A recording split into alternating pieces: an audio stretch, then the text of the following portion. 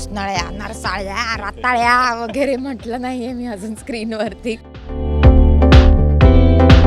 नमस्कार, मी दीपाली. लोकमत फिल्मीमध्ये तुम्हा सगळ्यांचं मनापासून स्वागत आहे. तुझेचं मी गीत गाता आहे मालिकेच्या सेटवर मी आत्ता आहे आणि तुम्हा सगळ्यांनाच माहिती आहे या मालिकेत सध्या बरेच ट्विस्ट अँड टर्न्स येत आहेत आणि माझ्यासोबत तुम्हा सर्वांची लडके मंजुळा आणि मल्हार आहेत. दोघांचंही स्वागत आहे लोकमत फिल्मीमध्ये सगळ्यात आधी.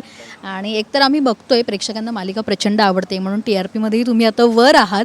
सो एकतर बरेच नवीन ट्रॅक येत आहेत. आधी मंजुळाचा एक ट्रॅक इन झाला, नंतर आता साहेबरावांचा ट्रॅक इन झाला आहे. नेमकं काय आहे, आणखीन असे किती विलन्स आम्हाला पाहायला मिळणार आहेत आणि आणखीन कोणकोणते नवीन ट्रॅक अजून येऊ घातलेत? हा तर ट्रॅक येणारच होता कारण साहेबरावचं कॅरेक्टर मंजुळाच्या म्हणजे बोलीभाषेत येतच होतं. साहेबराव असा आहे, साहेबराव तसा आहे, पण तो साहेबराव कसा आहे तो आत्ता प्रेक्षकांसमोर आलेला आहे आणि तो किती नीच नालायक वगैरे आहे. ते बघ तिकडे फोटोशूट करते बघा साहेब. या तिकडे कॅमेरा बघा. अरे निर्लज्ज माणसा, अरे निर्लज्ज माणसा, आमच्या घरात येऊन एवढे किडे करतोस, विषारी नाग आहे नाग. फोटोशूट कसले करतोस तिकडे? वारुळावर काढायचे फोटो. वेगळा आहे आणि खरा तो काय राक्षस आहे ना हे तुम्हाला कळते. तुला असल्या मुखवट्यांची गरज नाही रे, तू खरंच राक्षस आहेस, राक्षस. आमच्या साध्या भोळ्या मंजुळाबाईंना छळतोयस, त्यांचा पास आहे. लय हरामी आहेस. मिशी न दाबता हसतोय, बाकी वेळेला मिशी दाबू दाबू हसतोय हा. पण म्हणजे मी अभिजित आणि तुमचं सगळ्यांचं ट्युनिंगही पाहते. आत्ता तुमचा दोघांचा एक सीन पाहिला सुरावाला आणि त्याच्यातही मी आत्ता अभिजितलाही विचारलं की एवढा तुम्ही डेस्परेटली तो सीन करताय की त्याच्यात तुम्हाला लागतंय किंवा तुम्ही ते तितकं सांभाळूनही घेताय. सो ते आता तुमच्या दोघांचे जसं आधी या अभिजितसोबत ट्युनिंग होतं तसं आता त्याच्यासोबत झालं. हो, अभिजित केळकर बरोबर मी आधीसुद्धा असंभवमध्ये काम केलेलं आहे, पण इतका एक्सटेन्सिव्ह आमचं एकत्र काम आत्ता पहिल्यांदाच होतं आहे. सो खूप मजा येते आहे आणि अभिनी खूप मस्त ते कॅरेक्टर पकडलेलं आहे. आणि साहेबराव म्हटल्यावर जी एक प्रतिमा डोळ्यासमोर येते त्याच्या तो कम्प्लीट विरुद्ध आहे. पण तरीसुद्धा असं कुठेच आम्हाला जाणवलं नाही की हा साहेबराव नाही. तर त्यांनी इतकं ते चपखल त्याच्या सगळ्या लकबी उचललेल्या आहेत आणि त्यामुळे खूप छान सीन रंगत आहेत आमचे. पण अभिजित पहिल्या सेटवर एक अभिजित नाव हाक मारल्यावर पटकन तुला व्हायचं, आता कुठला अभिजित हे कळतंय का? काय अभिजित शिवाय पर्याय नाहीये, एक लक्षात घ्या तुम्ही. हा म्हणजे चाहिए तो अभिजित चाहिए. प्रसाद ओक दादा जसं त्याच्या इंटरव्ह्यूजमध्ये बऱ्याचदा म्हणतो, जे खरं आहे की नावातच टॅलेंट आहे तसं ते आहे. आता लक्षात घ्या. तर माझ्याकडून कशाला तुम्ही काढून घेताय? एक लक्षात घ्या, या मालिकेमध्ये अभिजित खांडकेकर, अभिजित केळकर ज्याची आता एंट्री झाली आहे, अभिजित गुरु जो लिहितोय मालिका आमची, पर्याय नाही हो. म्हणजे काहींनी तर मला असं कळलंय की आमच्या प्रोडक्शन हाऊसमध्ये हट्टानं नाव अभिजित म्हणून स्वतःचं ठेवून घेतलंय किंवा आपल्या होणाऱ्या बाळांची नावं त्यांनी आत्ताच डोक्यामध्ये विचार करून ठेवलेत. तर इतकं त्याचं काय म्हणू क्रेज आहे ना त्या नावाची, त्याच्यामध्ये इतकं टॅलेंट आहे ना की ते असं त्याच्याशिवाय पर्याय नाही आहे. तर त्यामुळे अभिजित केळकर आल्याने मला आता जरा बळ मिळालं आहे अजूनच.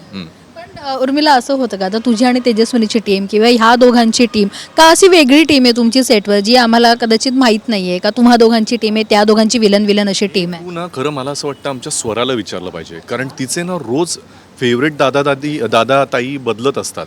म्हणजे कधी जर मी तिच्याशी बरं वागलो तर मी तिचा फेवरेट असतो, मग अचानक तेजूताई फेवरेट होते. उर्मिला अधूनमधून असतेच, कारण ती जर तिच्याशी काहीतरी तिने खाऊ घातलं, काहीतरी छान घरून डब्यात आणलं जे ती रोजच आणते, तर त्यामुळे त्या दिवशी तिचं ते ठरलेलं असतं. आमची टीम तसं म्हणायला गेलं तर आम्ही सगळेच आहोत. ती काय वन वुमन आर्मी आहे. ती स्वतः सगळं खिंड लढवते, सगळीच या घरामध्ये तशी ठिया मांडून बसलीच आहे. सो तसं आमच्या इथे फेवरेट असं नाही आहे, पण आम्ही सगळे मिळून फार धमाल करतो. त्यामुळे टीम्स जर कोणाच्या असतील ना तर तो प्रश्न खरं तू स्वराला विचार, कारण तिच्या दृष्टीने ना मग आज मी यांच्या बाजूची, आज तू त्यांच्या बाजूची. हां, जे तिच्याबरोबर खेळतात, तिला वेळ देतात, ते तिच्या बाजूचं आहे. त्यानुसार टीम पाडल्या जातात एक बेसिक. जिजा आली म्हणजे हिची उर्मिलाची मुलगी जी पण एकदम छोटू आहे आणि आय एम शुअर तुम्ही सोशल मीडियावर तिला पाहिलंच असेल अनेकदा. जिजा आली की तर धुमाकूळ असतो. या मुलींची एक सेपरेट टीम असते. मग शूटिंग आणि आम्ही सगळे बाजूला राहतो आणि त्या साधारण इथे एक लुई नावाची मांजर आहे जिचं नामकरण जिजानेच केलं आहे. हां, त्या लुई बरोबर खेळणे हा त्यांचा फेवरेट पास टाईम असतो. त्यामुळे त्यांची एक वेगळी टीम बनलेली असते तेव्हा. एकतर मालिकेत मंजुळा हे कॅरेक्टर पहिले एकदम ठसकेबाज आणि आता नवीन साहेबरावांचं कॅरेक्टर तेही ठसकेबाज. पण मला एक जाणून घ्यायचं आहे की नेमकं आता मंजुळाच्या लाईफमध्ये काय होते? म्हणजे मल्हार पण प्रेम आहे आणि कुठेतरी आता साहेबराव आले तर ती घाबरतेही आहे, पण तिला तिचा ठसकाही तेवढा जिंगाई दाखवायचा आहे. सो द्विधा मनस्थितीत आहे का सध्या मंजुळा? नक्कीच, कारण की तिला खूप ब्लॅकमेल करण्यात आलेलं आहे, की तुझं सत्य सांगून टाकीन, की तू तमाशात नाचणारी बाई आहेस, हे ह्या लोकांना माहिती नाही आहे. ते सांगून टाकीन. मग स्वरालाच बोर्डावर नेऊन नाचवीन काय. आणि मग अशा खूप धमक्या साहेबराव तिला देतो आहे. सगुणालाच मारून टाकीन. आणि त्यामुळे मंजुळा थोडीशी बॅकफूटवर आहे. पण ज्या क्षणी तिला साहेबरावाची एक कुठली तरी बारीक किल्ली जरी सापडली तरी पण मग ती पुन्हा फणा काढेलच.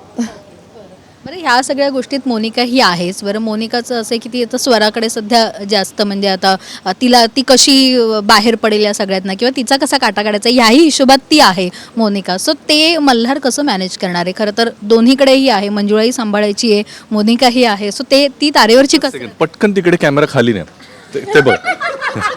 2 वेगळ्या चपला घालून हा माणूस हा दुतोंडी नाग आहे, दुतोंडी नाग. म्हणजे हे तुम्ही नोटीस करायला पाहिजे. आमच्या दोघांचे चेहरे दाखवून लोकमत फिल्मीवर हे दिसलं पाहिजे. थँक्यू सो मच, धन्यवाद. That's fine. हे बघा, हे असं आहे आम्ही सिनियर्सकडून अशी रॅगिंग म्हणजे त्यांची करतो. पण पाहिलं ना तुम्ही, म्हणजे त्या चपला अशा एक कोल्हापुरी आणि एक आधुनिक असं त्याने का बरं घालावं? का तुला घाबरून आहे तो, की त्याला चपलेचं पण भान नाही राहिलं. जो चप्पल हे पहन के जाते और चाय लाते सर गेले. नाही, पण अभिजित आल्यामुळे खूप मजा येते. तू गेलं इतकी वर्ष काम करतोय. आम्ही खरं तर ना अनेक इव्हेंट्सला भेटायचो आणि आम्ही आपण काम करू एकत्र वगैरे असं नुसतंच बोलणं व्हायचं. पण या मालिकेच्या निमित्तानं एकत्र काम करतो. हां, so coming back to your question. काय ना, आत्तापर्यंत मालिकेमध्ये Monica was the only negative force. त्यामुळे ती जर थोडीशी संथ झाली तर मग सगळं छान छान आहे ना आमच्या इथे. कारण विरोध करणारं किंवा त्रास देणारं असं कोणी नाही आहे. सो स्वरा असो, मंजुळाबाई असो, ज्या आधी वैदेही होती, या माझ्या जवळच्या व्यक्तींना जर कोणी काही करत असेल तर मल्हार काय किंवा हे संपूर्ण कुटुंब पेटून उठतं आणि मग काहीतरी ड्रामा क्रिएट होतो. सो मला असं वाटतं साहेबरावच्या निमित्तानं एक ॲडिशनल फोर्स आलेला आहे. त्यामुळे जिथे जिथे मोनिकाला स्वतःचा फोर्स जरा कमी पडेल की काय असं वाटतंय, तिथे आता साहेबराव आणि या सगळ्या घटनांच्या साथीमुळे तो ड्रामा अजून वाढतोय. सो अभिजित गुरु असेल किंवा स्टार प्रवाची संपूर्ण टीम असेल, ते फार डोकं लावून पुढचे ट्रॅक्स मॅनेज करत आहेत. कारण आत्तापर्यंत त्यांनी प्रेक्षकांची नस अगदी बरोबर ओळखलेली आहे की एका लहान मुलीबद्दल तिच्या बापाला वाटणारं प्रेम आणि मुळात ती आपलीच मुलगी आहे हे अजूनही माहिती नाही आहे. सो एवढ्या ट्विस्ट अँड टर्न्समध्ये या अशा गोष्टी या सगळ्या सिरियलचा फ्लेवर वाढवतात. सो त्यामुळे मला असं वाटतं, तू जसं म्हणतेस की मोनिका तिची कटकारस्थानं करतच राहणार. आय एम शुअर ती वरवर दाखवते सगळं छान छान आहे आणि त्याच्यामध्ये हा एक ॲडिशनल ठसका आहे साहेबरावचा, त्यामुळे अजून मजा येते. बरं, तुम्ही आत्तापर्यंत इतके सीन केलेत आणि इतका ड्रामा आहे, एखादा असा सीन करताना खरंच तुमचा कस लागलाय असा कुठला सीन तुम्हाला आत्ता या क्षणाला आठवतोय? तुझे तर बरेच सीन होते जे आउटडोअर बरेच शूट झाले, पण असे सीन आणि तुमचेही बरेच सीन असतात जे खरं करताना अभिनयाचाही कस लागतो, शारीरिकही कस लागतो, असे कोणते सीन तुम्हाला आठवतात? नक्कीच माझ्या एंट्रीचे सगळेच सीन, एंट्री झाल्याचे सगळेच सीन एक माझ्यासाठी अत्यंत वेगळं कॅरेक्टर जे आत्तापर्यंत मी प्ले केलेलं नाही आहे. भुसनाळ्या, नरसाळ्या, रताळ्या वगैरे म्हटलं नाही आहे मी अजून स्क्रीनवरती.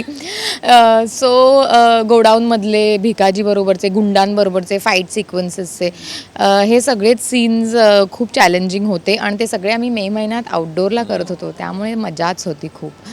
आणि आता शिवाय लेटली मी परवाच साहेबराव बरोबर एक सीन केला, जिथे आज साहेबराव सुरा घेऊन होता, त्या दिवशी मी होते, कारण त्याचा काटा काढायला आणि त्याला बेसिकली धमकी द्यायला की तू ज्या गोष्टींची धमकी मला देतो आहेस त्या सगळ्या गोष्टी मीच जाऊन सगळ्यांना सांगून टाकते, मग तू काय करशील.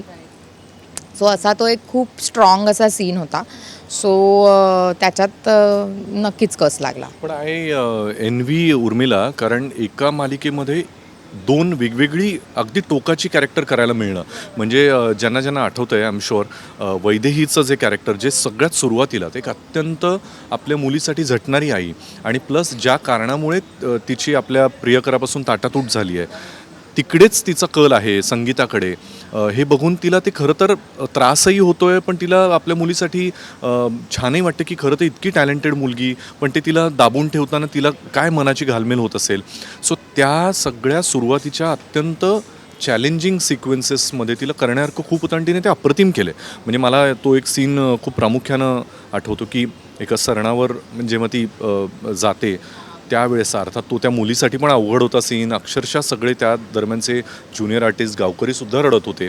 सो एवढ्या उन्हामध्ये इतका वेळ नुसतं झोपून राहणं असो किंवा त्या उन्हातानात पळापळ करून तिकडचे सगळे सीन साकारणं असो, उर्मिलाला म्हणजे फिजिकली प्रत्येक गोष्ट त्रास झाल्याशिवाय बहुतेक झालेलीच नाही आहे.